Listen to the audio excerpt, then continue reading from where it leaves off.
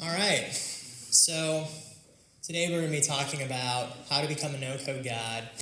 My name is Nick Wilger, and I've been in the product development space for about 5 years, and I'll be giving you guys a bit of an intro into what is NoCode, how to build NoCode apps in hours instead of days, and a bit of the app development process, and then we'll be talking about some of the educational resources that my company has developed and that you guys will get access to because you showed up for the talk today. So, a little bit about me. So I'm originally from Green Bay, Wisconsin in the US, and the question that I get probably every week is, why did you move to Montenegro? It always makes me laugh every time I hear that question because of how much I really enjoy being here. My story is that I came to Montenegro in 2019. I worked at a co-working space in Bar and had a really great experience. I met some lifelong friends and decided to come back. So after I started my company, Efficient, and I was kind of bored after the pandemic. During the pandemic, I traveled around and was just running my company, and then decided, let's go to Montenegro. And I came about a year ago and haven't left since. So my company, Efficient, we focus on teaching people how to build no-code apps and building no-code apps for different startups and companies. We've worked with over 1,000 startups in the last 3 years, and we've built over 50 successful products. I have a great team. We're all over the world. I have some people here locally in Montenegro, but I have some amazing team members in the UK, South America, etc. So you may be wondering if you can actually build an app. So raise your hand if you've ever built an app in your life. Have you ever been a part of the stack of building an application? All right. And okay, now how many of you have always dreamed of building an app, but like coding's hard and it takes a lot of time? How many of you are in that category? You've always wanted to build an app, but you're like, oh, it's a lot of coding, Coding's boring, right? What's great is no code is different. Basically, imagine like Legos. If you're familiar with Legos, you have a lot of these little plastic bricks that you can just click together. You have an instruction manual, shows you exactly what you need to do. All you gotta do is just click the pieces together. You have to find the pieces, and it's kind of a fun exercise. No code is very similar in that they have a lot of pre-built elements that you just can drag and drop to actually build mobile apps and full-scale applications. So I'll be showing you a little bit about that process and telling exactly how to build apps instead of hours instead of days. So I talked a little bit about what no-code is already. So here are some no-code tools behind me. We have Bubble, which I would say is the largest tool. Adalo, which focuses on mobile app development. Webflow is great for websites. Figma, a lot of you may be familiar with Figma, and we consider that a no-code tool, and Glide. So what's really crazy about no-code is that it has exploded over the last decade. No-code originally started in the 1980s with Microsoft Excel. How many of you guys know what Microsoft Excel is? How many of you are pretty familiar with that, right? I think most of us probably have used Excel one time or another to do whatever you need to do with Excel, whether that's putting data or calculating, crunching numbers, financial projections, project management, you name it. You can run your whole business from Microsoft Excel.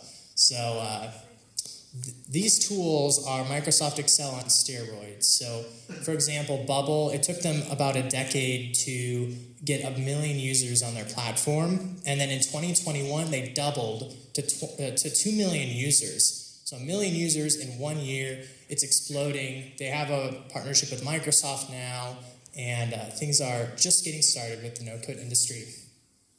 So I want to talk a little bit about like the culture behind NoCode, because when people start in NoCode, like one of the first things that you want to do when you learn something new is find a community of people who can kind of support you and show you the ropes and help you get started.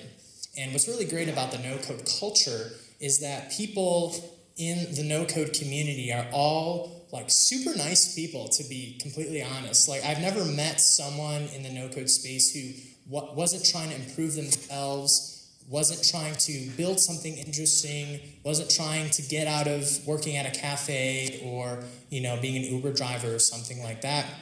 There's a lot of amazing stories of people who went from like a normal job to building or designing apps in all the many ways that you can do that. So I love the NoCode community. We're also very focused on collaboration. So you can find a lot of no-coders on Twitter and LinkedIn posting about, you know, something they built over the weekend. If anyone is familiar with ChatGPT or OpenAI, you won't believe how many no-code apps have been built using this technology, and you know, we'll see what happens the rest of this year. So, okay. So how do you actually build a no-code app? So we're going to walk through a bit of the process here. Behind me, we have a modern task manager. This is an app that I built in 3 hours, and I basically built a tutorial and built a boot camp around how to build a basic app. And you guys can actually scan this QR code with your phone if you want to see what the app looks like. And basically, it is just a simple, I'll make sure I don't stay in the way. It's a simple task manager for adding tasks and checking them off, setting due dates, setting priority status, and it's something that I think everyone uses for the most part. If you want to stay organized, you have to set tasks, goals, due dates, etc. if you want to accomplish your goals. So this is something very practical that you can use, and I'm going to keep it up until phones are down. And it didn't take me very long to actually build this app. You guys can build it too in just a couple hours with Glide.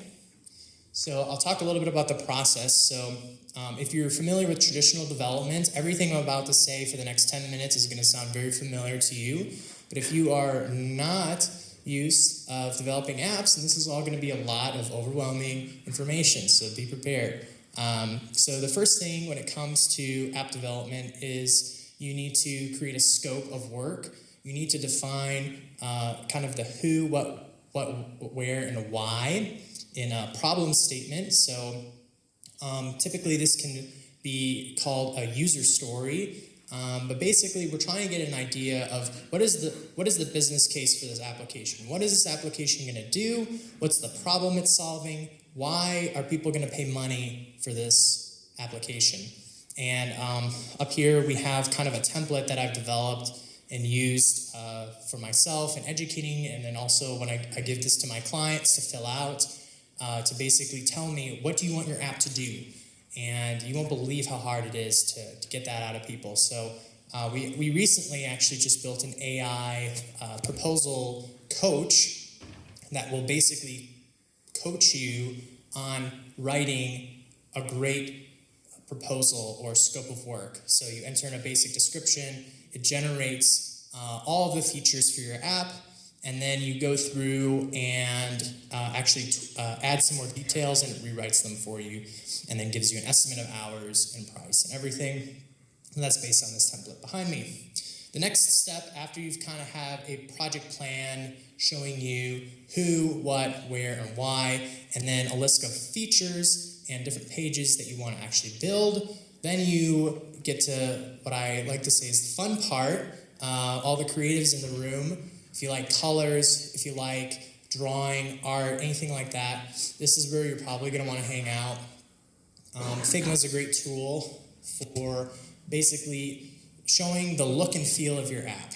So this is where we take your branding information, colors, fonts, and we actually design how your app will look and function.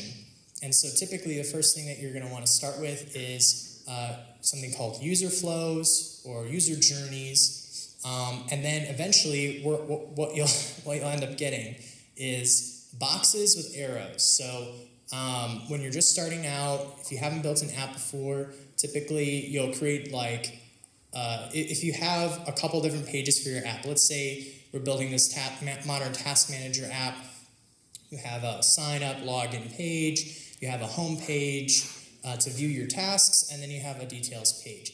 Each of the pages are going to be represented with just a box. And then you're going to use an arrow to basically show how a user flows through each of the individual pages. Then what you'll do is you will actually add details onto the page, and eventually they'll look something like this. This is a real design that I created for an app a couple years ago, and this is like the final UX UI design. So it has all the colors. Once you kind of have boxes with descriptions, you'll layer on top of that more advanced UI elements. Typically you'll work with your client, or you'll just add more details, and they'll look something like this. So the last piece of app development, so we have project management or creating a project plan, you have design, the look and feel, and lastly you have development. So development is usually the most time intensive. It's also the most overwhelming part for most people. You may know it as backend. This is where the code typically comes in. So in the picture here, I have just a screenshot of Bubble, a prototype that I built for a project. And everything up here was built without a single line of code. And typically how this works is, when you have a design, you basically have, this is exactly how my app is going to look. And this is exactly how it's going to feel. And as a developer, you're going to take that and you're going to go into a NoCode tool, whether that's Glide or Bubble, and then you're actually going to build it out. Bubble.io, this is the tool that was used to build what's behind me. This is the most advanced. Companies have raised hundreds of millions of dollars for startups that are built on Bubble, and it's very scalable. If you have traditional coding background, this is a great tool to dive into. It may end up taking your career from you because of how easy it is to build stuff and how fun it is. And there's a lot of people like me who don't have a traditional coding background who can learn a lot from someone who's able to add this to their portfolio and teach some more advanced coding concepts. So I would say that once you have your designs implemented into a NoCode tool, the most grueling part is what I call QA or testing or documentation. It's basically you have your app and you're trying to find all the weak points within your application. So you're testing all the buttons, you're pushing everything, you're sliding the screen around as much as you can, trying to see if there's something that just doesn't look right. What's great about Bubble is that it actually has a built-in debugger tool, which you can see here, and I love this so much because it makes my job a lot easier to find bugs and problems with my application. It tells me exactly how to solve it. So there's no more diving into Stack Overflow or asking ChatGPT, which, I mean, eventually ChatGPT is just going to do everything for me, right? I'll just type in I want an app and it'll populate it for me. But this is a great tool for finding problems with my NoCode app. And so that's the process. So project management, design, development, QA. So when it comes to NoCode, a lot of people may think, oh, well, if it's that easy, is anyone actually going to pay me to do this kind of no-code thing? Well, fortunately, it's actually not that hard to find a job in no-code. There are so many tools on the internet that are in this industry of no-code, whether that's process automation with tools like Zapier and Make, Or if you're doing digital marketing, there's a lot of tools for scheduling posts or automating different social media things, whether that's LinkedIn marketing, lead generation. You have tools like Notion, which is a very popular tool. They recently just introduced Notion AI, which I think it'll be super interesting. You could build an entire career off of just this software that's been built and make 6 figures. Or you can actually get into app development like I did and learn tools like Bubble or Dalo or Figma and be a designer, product developer, project manager, or the like. So typically, if you are not in the US, starting off as a NoCode app developer, you can expect to make roughly $15 to $25 an hour starting off as a junior developer. So this is the introductory salary. And some of you may think that's really high, some of you may think that's really low. But that's about the average. And we've actually put together a community to kind of help you get started with NoCode. So we built this boot camp called How to Become a NoCode God. And basically what it is it's 3 days where you can learn everything about NoCode app development. Basically everything I just told you is like the high level overview. And then in the actual boot camp, I dive into all the details of how to actually build your app. And I walk you through everything that you need to do to build an app like the Modern Task Manager. But this is a framework. So this is not something that you just use once and you throw away. This is teaching you how to build products. So if you're an entrepreneur and you want to build a product, you want to build a software, you want to build the next Bitcoin or whatever, this is super helpful for understanding just the product life cycle from idea to MVP to getting customers. I have everything in here.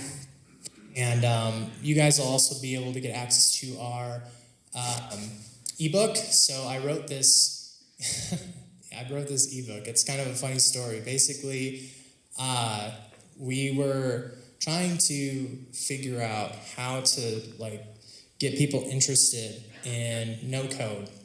And so in 2 days, I basically stayed up all night and I wrote this 46-page document, and I used AI image generation to create a cyberpunk story for building apps. And so that's what this is. I think it's pretty neat, and I think you'll find it also very cool, and we just give it away just to give you an introduction. We have some templates in there and stuff. We also have a reference guide, so if you sign up for the bootcamp, you'll also get like a step-by-step task list of what you need to build an app and what you need to build an amazing product. So here are some links about Efficient, about the bootcamp, the Efficient Accelerator. If you are really interested in AI, seriously, go to efficientaccelerator.com. I'm going to be launching several new AI tools this year. I have like 5 or 6 products already lined up now that OpenAI has kind of come into the public eye. Now that I've built a couple tools already and they're making a lot of progress. So you can expect to see some really cool tools from me and my team and my company. And if you want to just stay up to date on everything that I'm doing, which as my mentor likes to call it, I'm like, what does he say? It's like a whiplash in a whirlwind. That's what he calls me, because I'm all over the place. I have my hands in lots of different things. I'm an entrepreneur. So if you follow me on LinkedIn, that's where you can stay up to date on everything that I'm doing, from AI to NoCode to product development to just living life in Montenegro. I post everything on there, Twitter. So I had the question how these tools like Bubble deals with the native features of smartphones, for example, Bluetooth, camera, GPS, and so on. Yeah, it's a great question. So Bubble, typically these different tools will have some way to create a native app. So for example, with Bubble, basically they wrap the application. So Bubble, it is natively going to be a responsive website. but you can create mobile-specific features like an app bar, specific UX UI design for your mobile app. And then when you wrap it, there are different plugins and services that allow you to do push notifications, Bluetooth, camera access, all that kind of stuff.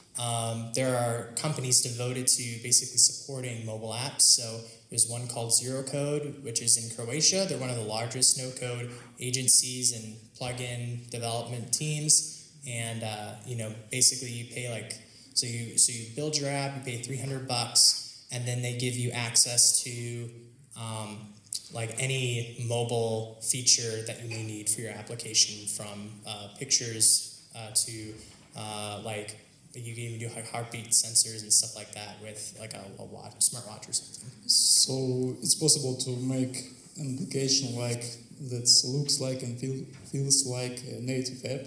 Exactly. And maybe you know the cases when it's not possible or not appropriate to make zero code an app and prefer native one. Yes, so if you want to make a native app, there is one tool called Adalo that I use specifically for mobile apps. And what they do is they have a no-code builder, so you can drag and drop and build everything. It's kind of like building a wireframe, but it turns into an app.